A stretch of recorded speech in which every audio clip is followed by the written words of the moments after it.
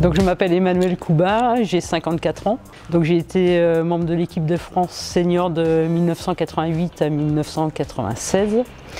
J'ai participé aux Jeux Olympiques de Barcelone en 92 et d'Atlanta en 96. J'ai été médaillé au championnat du monde par équipe en 91 à Chiba et médaillé au championnat d'Europe en double dame en 90. Je crois que c'était à Göteborg. Et j'ai été 15 fois championne de France senior, 4 fois en individuel, 4 fois en double mixte et 7 fois en double dame. Actuellement, donc, je suis un peu dans ma maison puisque je travaille à l'INSEP, alors je fais ça mais au pôle formation où je m'occupe de... Moi je suis responsable de formation et formatrice dans des formations qu'on appelle dimension humaine sur tout ce qui est relations interpersonnelles et accompagnement. Et j'ai aussi des missions de coaching, plus de cadres, d'entraîneurs ou de managers. Alors je crois que mon tout premier souvenir, c'est mon père avait été en Russie, donc il m'avait ramené une petite effigie de... Alors il s'appelait Mogba à l'époque, c'était un petit ours, donc c'est ça mon tout premier souvenir, c'était dans les années, j'en sais rien, 75 à peu près. Mais mon premier souvenir sportif, c'est Nadia Comaneci, donc la gymnaste. Qui était très jeune déjà, elle n'avait pas 15 ans, hein, et qui avait gagné, je crois que c'était 4 médailles d'or, et surtout qui avait eu la note de 10, ce qui n'était jamais arrivé en gymnastique aux Jeux Olympiques. Et moi je me souviens de l'anecdote, alors je ne sais plus si je l'ai vue à l'époque parce que j'avais 6 ans, mais en tout cas, où au niveau du tableau d'affichage, la note de 10 ne pouvait pas s'afficher et on voyait un 1. Donc ça c'est vraiment quelque chose qui m'a marqué. Je crois qu'il y avait le côté perfection, j'ai tendance à être un peu perfectionniste. Et donc là c'était l'atteinte de la perfection. Alors, moi il y a un moment qui m'a marqué, je crois que je l'ai revu en film, mais c'est Jess Owens aux Jeux Olympiques de Berlin en 1936. Outre les performances extraordinaires, parce que je crois que lui aussi avait gagné 4 médailles, il me semble que c'était 100 mètres, 200 mètres, saut en longueur et relais 4 fois 100 je crois. Bon, il y avait le contexte historique qu'on connaît où Hitler voulait faire des Jeux Olympiques quelque chose d'emblématique, où il allait montrer la puissance de l'Allemagne nazie. Et c'est surtout le concours du saut en longueur que je souhaiterais revoir parce qu'il y avait une confrontation justement contre un athlète allemand. Alors je ne sais plus son nom, Lance, et donc il y avait vraiment eu des aléas et des rebondissements dans le concours avec l'un puis l'autre qui avait pris la main sur le concours pour finir à la fin sur la victoire de Jess Owens. Et bon, il y a le côté politique, histoire politique, mais il y a aussi une histoire humaine puisque cet athlète allemand et Jess Owens se sont déjà serrés la main et sont restés amis au-delà des Jeux. Alors, pour l'avoir vu en direct, alors, je ne sais plus si c'était quart de finale ou... mais en tout cas c'est Filou, quand il y a la fameuse balle haute, où il est vraiment au fin fond des séparations et qui gagne la balle haute et que ça fait un retournement du match. Alors je ne sais plus contre... je ne retrouve plus le nom du joueur en question, c'était l'Autrichien, je crois, Digny, ou bon, j'ai plus le nom en tout cas, mais je revois cette balle où il était vraiment perdu, où il s'est arraché et ça a été le tournant du match.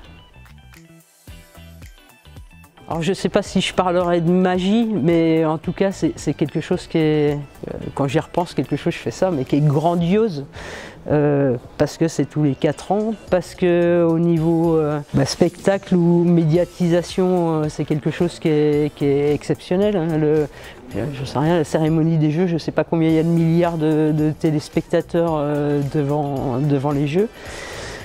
C'est un contexte particulier, on est dans le village olympique où il y a tous les sportifs, 10 000 sportifs de toutes les nations, dont des grandes stars emblématiques qu'on voit habituellement à la télé, là on les croise tous les jours. Donc oui, c'est quelque chose de peut-être magique, oui. Alors pour moi, Barcelone, je fais ça, mais c'était le plaisir, la joie, alors peut-être lié à la spécificité des Espagnols, mais il y avait vraiment pour moi une ambiance familiale et je ressentais de la joie partagée par le public, par tous les organisateurs. Et c'était aussi dans le côté familial, alors moi j'avais ma famille, donc c'était aussi ce côté familial. Mais pour citer une anecdote, moi je me souviens avoir été me balader en ville à Barcelone et puis avoir croisé une partie de la Dream Team du basket. Donc il y avait, je ne sais plus si c'était Magic Johnson avec une poussette et il y avait d'autres, alors je ne sais plus, Scottie Pippen et d'autres. Et ça c'était quelque chose d'inimaginable et je ne crois pas qu'aujourd'hui on pourrait revivre dans le contexte actuel ça. Donc il y avait vraiment ce côté fête populaire à Barcelone, alors qu'à Atlanta pour moi c'était complètement différent. Moi je ressentais plus le côté sécuritaire et puis on a dit que c'était les jeux d'une grande marque de soda, donc il y avait des enjeux peut-être économiques, financiers qui étaient plus prégnants. Et puis c'était des jeux où il y avait eu aussi une tentative d'attentat. Et donc quand je parle du côté sécuritaire, il était d'autant plus prégnant à ce moment-là. Et puis je pense que ce qu'a pu jouer aussi, c'était l'ambiance par rapport aux résultats pongistes français, puisque Barcelone c'était la médaille de Filou, alors que les résultats ont été beaucoup plus mitigés pour les pongistes à Atlanta. Alors moi j'avais tendance à préparer sérieusement déjà chacune des compétitions, que ce soit un match par équipe en pro ou un championnat de France, un championnat international, les Jeux. Mais c'est vrai que les Jeux, en tout cas moi j'y pensais quand même depuis un certain temps, donc c'est quelque chose qui était présent. Et puis ça demande un engagement peut-être plus important. En tout cas, moi j'avais eu un engagement et l'organisation qui avait été mise en place était plus importante. Par rapport à Barcelone, ce qui m'a vraiment marqué, en fait, c'est un an avant, on avait fait ce qui s'appelait Paris-Barcelone à vélo. Donc on était une dizaine d'athlètes et puis il y avait aussi les entraîneurs et les managers qui étaient présents. Et donc on faisait, on était parti de Paris pour aller symboliquement à Barcelone et on faisait des étapes, alors je ne sais plus combien on avait fait d'étapes, une dizaine d'étapes, où le matin on roulait et puis il y avait des exhibitions dans les villes-étapes à chaque fois. Donc ça a été un moment physiquement où c'était engageant, où en termes de cohésion d'équipe c'était aussi une belle expérience. Et puis la symbolique d'arriver dans la gare de Barcelone, qui allait être le site des Jeux Olympiques un an après. Donc ça c'est vraiment quelque chose qui m'a marqué. Et sur les deux Jeux Olympiques, donc moi je joue en double avec Wang Xiaoming, on a fini deuxième de poule les deux fois, donc on a fini entre 9 et 16. Et ce que je me souviens, c'est que le parcours avait été assez simple, en fait, sur les équipes qui étaient normalement moins fortes que nous et qu'on avait perdu. Alors en 92, je crois que c'était contre deux joueuses de Hong Kong qu'on avait battues l'année précédente à Chiba en par équipe. Mais a posteriori, je me dis que c'était peut-être mieux de les battre en quart de finale par équipe parce que ça avait été un point important pour aller en demi-finale. Alors que si on avait gagné au jeu, je ne suis pas sûr qu'on aurait eu la médaille. Et puis à Atlanta, je crois qu'on a perdu contre Deng Yaping et alors, je ne sais plus comment s'appelait sa partenaire, mais Deng Yaping c'était un peu l'épouvantail du monde pongiste à cette époque-là, puisqu'elle a été double championne olympique à Barcelone et double championne olympique à Atlanta. Et donc moi j'avais la sensation qu'on avait fait le job, quoi. J'ai été impressionné d'abord par leur performance.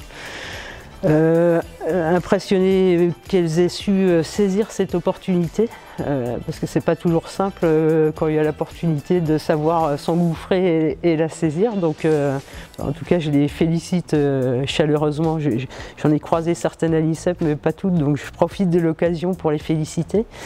Après moi j'ai trouvé fort aussi que chacune apporte leur pièce à l'édifice ou à l'œuvre qu'elles ont accomplie. Et j'ai aussi trouvé super l'amalgame qui a été fait ou l'association entre quelqu'un qui a de l'expérience comme Jianan et puis l'association de Pritika qui a un peu d'expérience puisqu'elle a déjà vécu les Jeux et qu'elle est sur la scène internationale depuis quelques années, et puis Charlotte. Donc j'ai trouvé super voilà, qu'elles arrivent à se fédérer. Et puis je salue aussi Ludovic Rémy, qui je pense a eu un rôle important pour arriver à ce résultat. Je suis très contente de voir comment le tennis de table a une portée aujourd'hui en France, à la fois voilà, au niveau des pongistes, quand on voit sur les réseaux sociaux les taux d'audience, et puis aussi dans la communauté sportive d'une manière plus générale et dans l'environnement français, puisque non seulement on parle de l'équipe masculine, mais les filles aussi par leurs résultats ont su se hisser au plus haut niveau et faire parler d'elles. Donc en tout cas c'est une satisfaction de voir l'ampleur que prend le tennis de table en France. Alors conseil, moi je leur donnerai pas de conseils parce que ils ont prouvé d'ailleurs par les résultats au championnat du monde et puis les classements auxquels ils accèdent actuellement, qu'ils savaient se préparer, ils savaient aborder des grandes compétitions. Donc, et puis je sais qu'ils sont bien entourés, donc ils n'ont pas besoin de mes conseils à mon avis. Par contre, moi je souhaite qu'ils profitent au maximum de cette expérience unique qu'ils vont vivre, les Jeux Olympiques à Paris. Donc voilà, je leur souhaite d'en profiter et puis le meilleur à la table. Je nous encourage, nous voilà, supporters de l'équipe de France pongiste, à profiter aussi de cet événement unique que vont être les Jeux Olympiques à Paris. Donc en profiter en regardant les réseaux sociaux, en allant si on a la chance d'avoir des places à l'Arena. Et puis effectivement, je nous encourage à être à fond derrière cette équipe de France qui, j'en suis sûr, va nous faire vibrer.